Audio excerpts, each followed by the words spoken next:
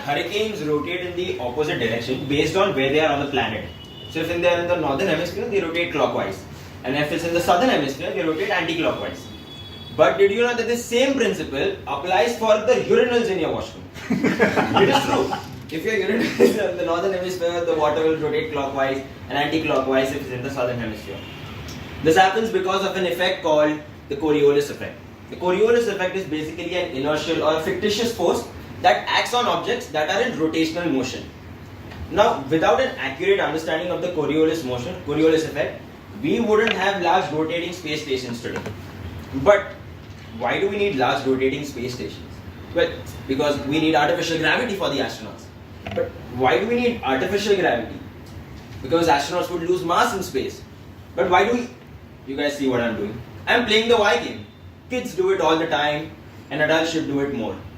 Actually, don't. It's very annoying. Don't. But why do we do this? Why do we ask questions?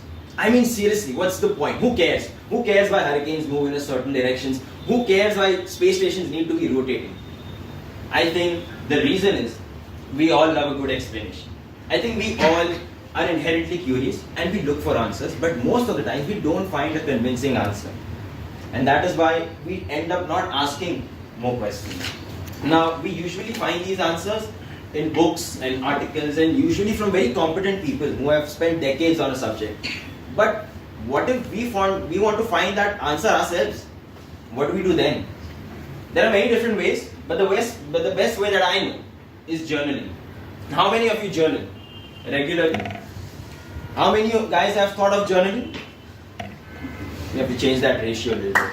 Now, journaling is a very simple thing. You write down a question and you write about it. And what usually happens is that as you journal, you end up connecting that seemingly random topic, that seemingly random question to something that you already know. And that connection is something that you did not know exists. And that makes you excited. That makes the whole thing very exciting. And you feel, wow, how many more connections are there to find? Because you didn't know that the world worked this way.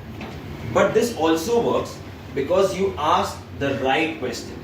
Let me explain to you what I mean by that. In the legendary science fiction book Hitchhiker's Guide to the Galaxy, a supercomputer called Deep Thought was asked the question, what is the ultimate answer to the answer to the ultimate question of life, universe and everything? The universe took its time, around 7.5 million years, and came up with the answer 42. 42? What does that even mean? How can a vague, indifferent number like 42 be an answer to such a fundamental question like life? As it turns out, the answer isn't wrong. The question is yes. You see, the author of the book, Douglas Adams, he went on to explain that asking questions is a craft in itself.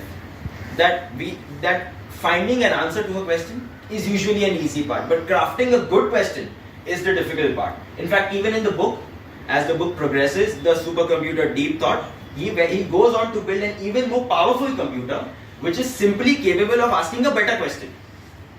So that's the absurdity and relevance of asking good questions. Good questions are hard to come by. But these good questions can change your life too, for good. I mean, it did for me when I was in school. When I was in school, there was this one particular teacher who apparently behind my back promised my mother that she will transform me in 2 years this time. And mind you, this was a time where at the end of every academic year, my brother and I, we would place our achievements on the wall.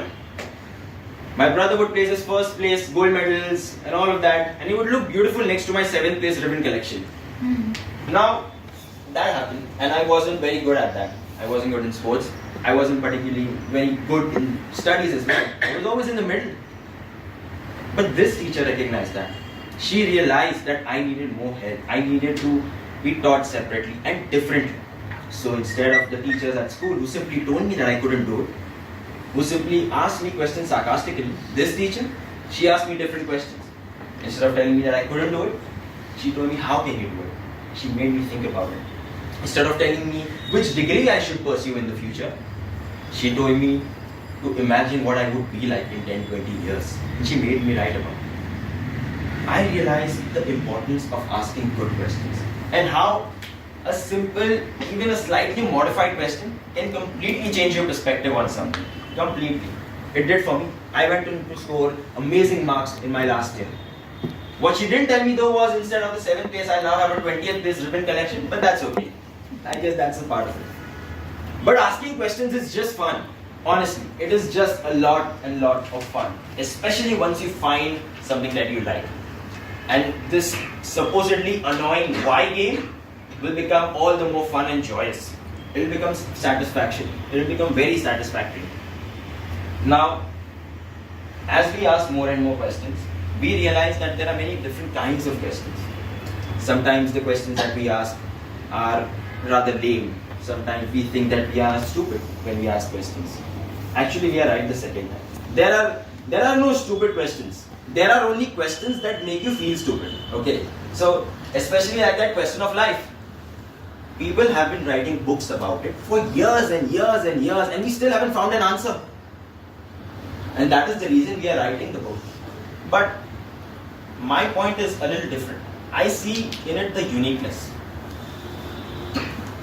For a species that has existed for just a couple 100,000 years, we've come a very long way compared to our ancestors, especially chimpanzees and apes.